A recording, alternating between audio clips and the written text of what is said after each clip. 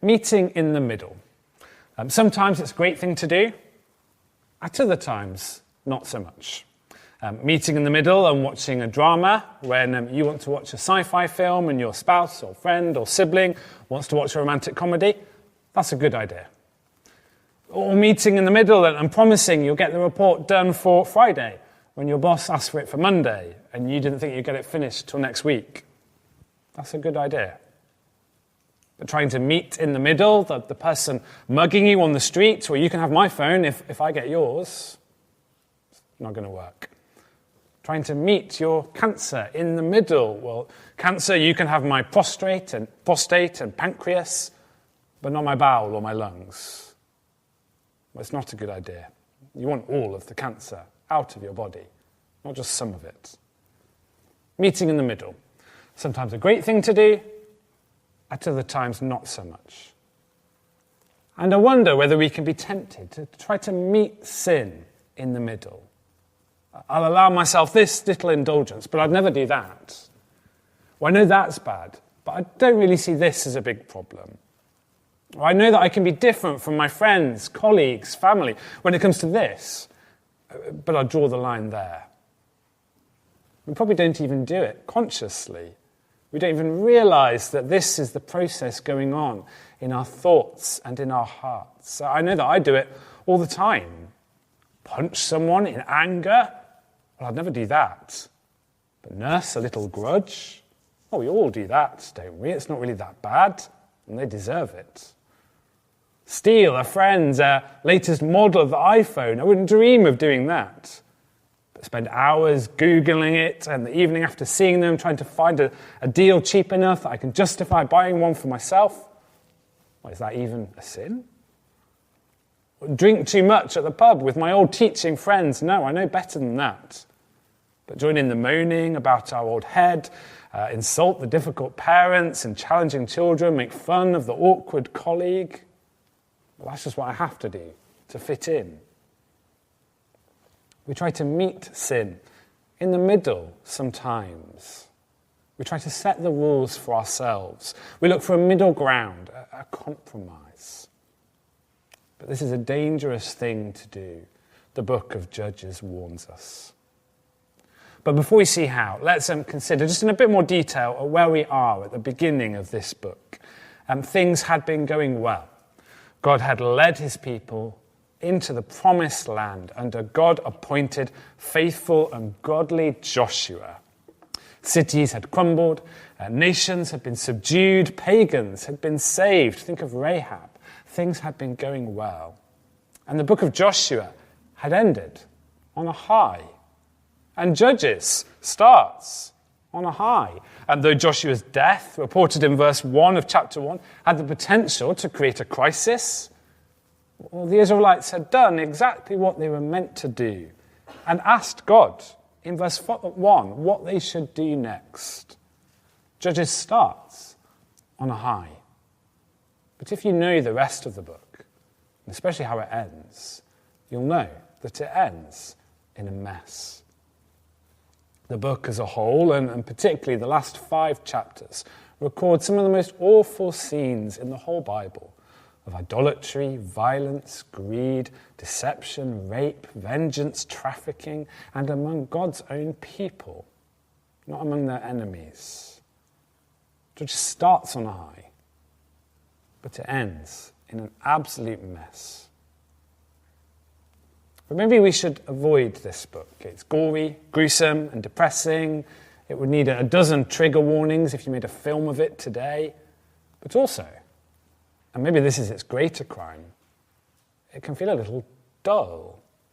All these places that we don't know where they are, these nations long since wiped out, obscure individuals that barely, if at all, get mentioned in the New Testament. Is Judges still relevant today? And it's so confusing, factually confusing, all the places and the names, but it's morally confusing. What are we to do with the de-thumbing and de-toeing of King Adoni-Bezek in verse 6, with the bartering and the marriage deals of Caleb, Achsah and Othniel in verses 12 to 15?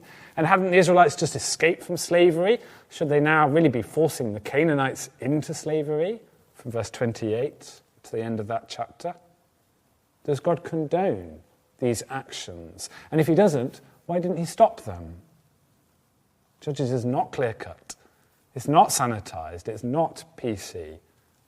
Perhaps it's time it got cancelled, and we should work through a gospel instead. But in God's good grace, this gory history has been preserved for us. Remember 1 Corinthians 10, verse 11.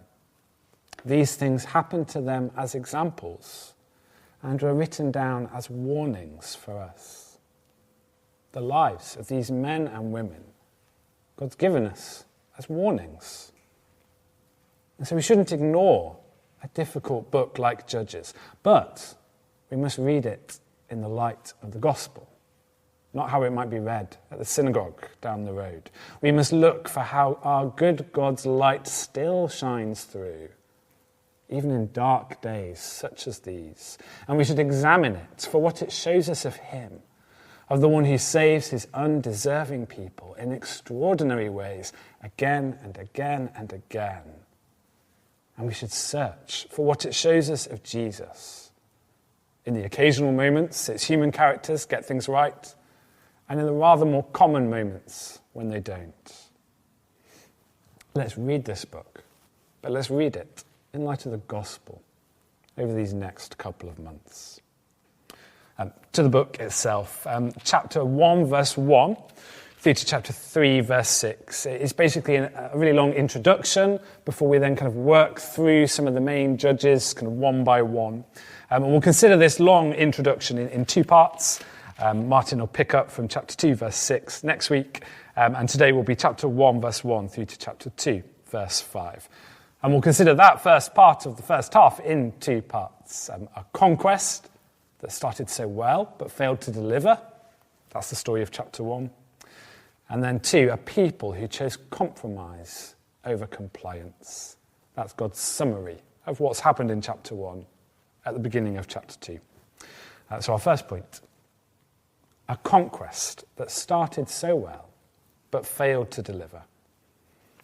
In verse 1, right through to verse 19 of chapter 1, we see the Israelites getting off to a strong start. They sought guidance from the Lord in verse 1. God gave it. And the men of Judah took the lead as God instructed, and they succeeded. It's victory after victory in the first 20 or so verses. First victory, and Bezek is defeated in verses 4 to 7, with pagan king Adoni-Bezek even admitting in verse 7 that what's come to him is God's justice. Now God has paid me back, he said, for what I did to them. What I did to other people has now been done to me. And that's the first victory, Bezek. Second one, they take Jerusalem in verse 8. Verse 10, they win Hebron. Verses 11 to 15 record Othniel winning Debir and winning Caleb's bold daughter Achsah's hand in marriage as well. Down to verse 17, they take Zephath. Verse 18, they take Gaza, Ashkelon, and Ekron in quick succession. Area by area, city by city, nation by nation, they are taking the land. Half a chapter into the book, and the job already feels half done. Why such success? Well, a couple of little clues in the text. The first, the Lord was with them. We see in verse 19, and again in verse 22. The Lord was with them. And second, the Lord fought for them. Look back at what God had said to them in verse 2. Judah shall go up. I have given the land into their hands. That verb is in past tense. I have given. Not the Lord will give. He had already given each one of these lands into their hands. It was theirs for the taking. And so they took God at his word and were now taking the land that God had already given to them. And brothers and sisters, our God has not changed. He is just as much today a promise keeper and a good thing giver as he was then. He's promised us that he's with us, that he will never leave us nor forsake us, that he works, that he fights on our behalf. And he's told us that he's giving us a glorious inheritance, not a plot of land, not a forever home on this earth, but a new creation in which we will live with him in perfect bliss forever. And it's ours for the taking. Our God is still a promise keeper and a good thing giver. He's promised us an inheritance. And so let's follow Jesus in. Because as we read these verses, I think we can look ahead to Jesus. But Jesus, he didn't just get off to a strong start on the mission God had given him, but Jesus, he saw that mission through to the end. Jesus, who took God at his word, who knew God's Spirit with him, fighting for him, and who won the people his Father had given him at the cross. So let's follow Jesus in to this inheritance God has given us. And because of what Jesus has done for us, we too can fix our eyes on God. Like the godly Israelites here, like Caleb and Othniel and Asa and the men of Judah and the men of Simeon, we can line up behind our Lord, lean on his power, and give ourselves wholeheartedly to his work. For he is a promise keeper and a good thing giver. And in a sense, I think these first few verses show us that it's simple. The Christian life is in a sense much simpler than we sometimes make it. It's simply a case of taking God at his word, and he'll do the rest. He's the promise keeper and the good thing giver. We just follow him. But it doesn't always seem that simple in practice. For though the Israelites got off to a strong start, they ultimately failed to deliver. I'll look down again at verse 19. The Lord was with the men of Judah. They took possession of the hill country, but they were unable to drive the people from the plains because they had chariots fitted with iron. The upland mission in the hill country went well. The lowland mission went less well. It seems a lack of appropriate military equipment was the problem. And the great northern city of Bethel is taken in verses 22 to 26. Remember Bethel from last week, from Genesis 35. It had a special place in the life of Jacob. But there are some question marks over this victory. And the first time we read it, it probably brings back memories of Jericho, of Rahab. But there are a few key differences. The men of Joseph here, well, they're not seeking protection from a king trying to murder them, as Joshua's spies were with Rahab, but rather they're seeking a devious entry point to the city, most likely. And there's no testimony of faith from this man of Bethel who helps them. And he doesn't join Israel like Rahab did. No, instead, he dashes off and builds a new Bethel in a different place in Canaan as soon as they let him go. So it's a slightly more mixed victory, this victory at Bethel. But verses 27 to 36, this long paragraph, is where things really go downhill. Like a slow and relentless drumbeat, almost every other tribe of Israel is named, and we're told one after the other, Manasseh did not drive out the Canaanites. Ephraim did not drive out the Canaanites. Zebulun did not drive out the Canaanites. Asher, Naphtali.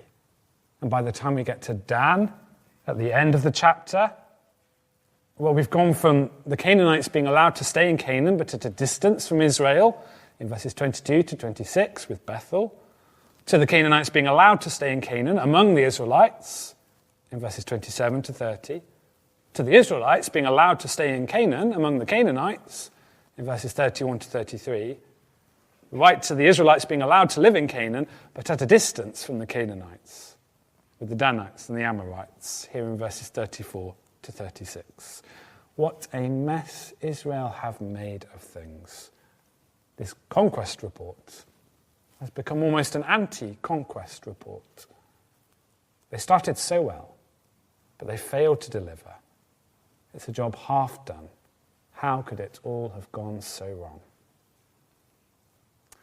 Our second point, a people who choose compromise over compliance. A people who choose compromise over compliance. In verse 1 of chapter 2, God turns up. Ironic, in chapter 1, the people came to God and asked him a question. Here he comes, unsought for, and asked them a question. Let me read again what he says from chapter 2, verse 1. I brought you up out of Egypt and led you into the land I swore to give to your ancestors. I said, I will never break my covenant with you, and you shall not make a covenant with the people of this land, but you shall break down their altars. Yet you have disobeyed me. Why have you done this? And I have also said, I will not drive them out before you. They will become traps for you, and their gods will become snares to you. God reminds the Israelites of a few different things here. First of all, he reminds them of all that he had done for them. In verse 1, he had brought them out of Egypt and led them into the land he had promised them. And then he reminds them in verse 1 of what he said to them, that he would never break his covenant, his solemn promise and commitment to them. And then he reminds them of what he had commanded of them in verse 2, that they should not make a covenant with the Canaanites, but should break down their altars. And then he gives this verdict on what they've done in verse 2. They have disobeyed him. And he reminds them in verse 3 of what he said the consequences of that would be. But hang on, we might think, have they really done that badly? They're in the land. They've taken many of the cities. They've either defeated or made most of the Canaanite nations their subjects. They're ruling. And broadly speaking, they've obeyed God, haven't they? It's not like they turned around and ran in the opposite direction as soon as Joshua died. It's not like they've become Baal worshippers. They've obeyed God, haven't they? Where's the praise sandwich, God? The positive feedback first before the constructive criticism. And maybe some of us are just finding it all a bit uncomfortable. I mean, surely God shouldn't be telling them to wipe out these nations. I mean, isn't that genocide? Isn't it ethnic cleansing? Weren't the Israelites right to show a little bit of mercy to these nations? Was God forgetting himself? Well, a few things to say in response to those good questions. And the first, this was a one-time event in history. As we considered with the children earlier, God's giving of a particular geographical land to a particular ethnic and religious people, well, that was a one-time event in history. There's no pattern or paradigm established here in a geographical sense. There's no New Testament command to reclaim any physical land for God. All such efforts by Christians over the years, I think, have been misguided. We are the church now, not the nation of Israel still. And the inheritance God has for the church now doesn't have a postcode. It's the new creation.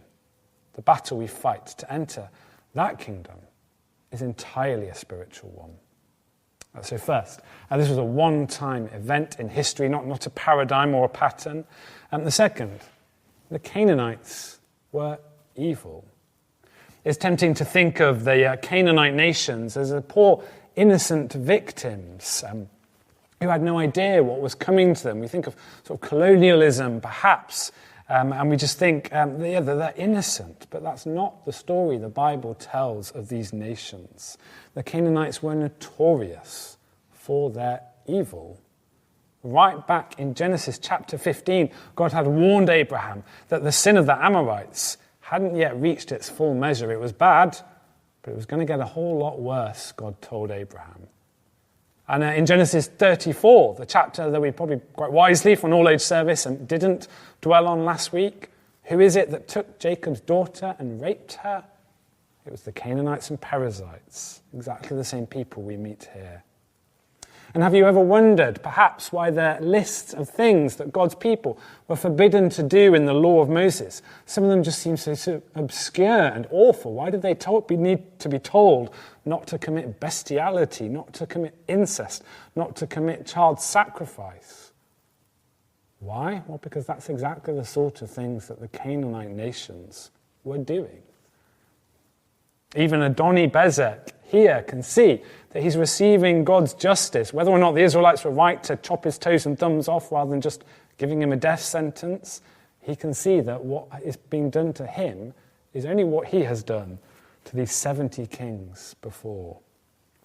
The Canaanites were a notoriously evil people with whom God had been very patient. Does that mean that every Canaanite was as sinful as every other, that the women, the children? Well, no, I'm sure it doesn't. But it doesn't mean that they weren't sinful at all. Every one of us, the Bible teaches, is born into sin. Every one of us deserves God's judgment. And we need to be careful of that postmodern temptation to edge God off his throne and put ourselves in his place. It's for God to decide, not us, who should and shouldn't be punished and how. And the reason that anyone avoids God's judgment is only because of his mercy. The Canaanites were evil. They were not innocent. And third, the command here in Judges 1 was to drive out the Canaanite nations, not actually to wipe out the Canaanite nations. We can discuss other passages, other verbs that get used elsewhere. But here in chapter 1 of Judges, I don't think it's the annihilation of the Canaanites that's being required, but their removal. It's their presence in the land, not their existence on the face of the earth, that God is taking issue with. And remember, the Canaanites had had plenty of warning. They had heard all that God had done in Egypt. They'd surely heard of how the great Jericho had fallen and the successes Israel had already had. I imagine most of the deaths would have been on the battlefield, among military men, or perhaps for those who chose to remain in defeated cities and hang on and hope that they could recapture their cities.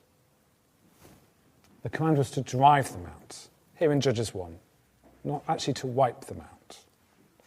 And finally, and perhaps most importantly, their removal was essential for Israel's survival. If God's people were going to live successfully in this land, they could not live alongside the Canaanites. For God knew what his people were like. He knew how prone to sin they were. He knew that they would not be able to withstand the temptations that would come their way via their Canaanite neighbors and their gods. To move his people into the land with the Canaanites still there would be like to stock your cupboard full of spirits and wine and then go away for a week, leaving your alcoholic spouse home alone. It would be a recipe for disaster. It would be doomed from the start. It was necessary for God's people's survival that the Canaanites did not live there with them. So why didn't the Israelites do it? Why didn't they drive all of the Canaanites out? We don't know. The passage doesn't tell us why they let many of the Canaanites stay. A few possible motivations: fear. They saw the iron chariots. They thought, we can't win. Meeting in the middle was the only way. Or arrogance. They couldn't see the danger that the Canaanites and their gods would be to them. They thought they could handle the temptation. It wasn't worth the battle. Greed. The Canaanites could be of some use as laborers, as slaves. They could be put to work for the Israelites. We can't be sure. But we know that where they perhaps saw in their actions some shrewdness, necessity, just having realistic expectations, we know that God saw compromise. He saw a devastating attempt to meet the Canaanites in the middle. And God accuses the Israelites of having made a covenant with the Canaanites and therefore having broken their covenant with him. These pacts, these treaties, these agreements, these promises given and accepted. You do this for us, we'll do that for you. We'll come here, but you can stay there. Well, they're not savvy, smart, essential bargaining. They're compromise. They're attempts to meet the Canaanites in the middle and their disobedience, God says. For God had told them to drive out their enemies, not make deals with them. And there was to be no meeting in the middle, no compromise, God had said. And in verse 3, God reminds them of what he had already said he would do if this circumstance arose. I will not drive them out before you. They will become traps for you, and their gods will become snares to you. God will not fight for his people. He would honour what by their actions they'd implied that they wanted, and he would let the Canaanites stay. But it would have devastating consequences. The Canaanites would not be happy, neutral neighbours, but a trap for the Israelites. Their idols wouldn't just fade away or go out of fashion, but would remain ever-present snares for God's people. Israel will long regret the day they chose not to take God at his word, but tried to meet Canaan in the middle and compromise with their enemy. They respond with tears and with sacrifice in verses 4 and 5. But whether this response is real, whether it means anything, we'll have to read the rest of Judges to find out. So what are we to do with this? I think first and biggest, breathe a sigh of relief. The story of the book of Judges, the Israelite people here, is not and could not ever be the story of the Christian, because we are people of the new covenant.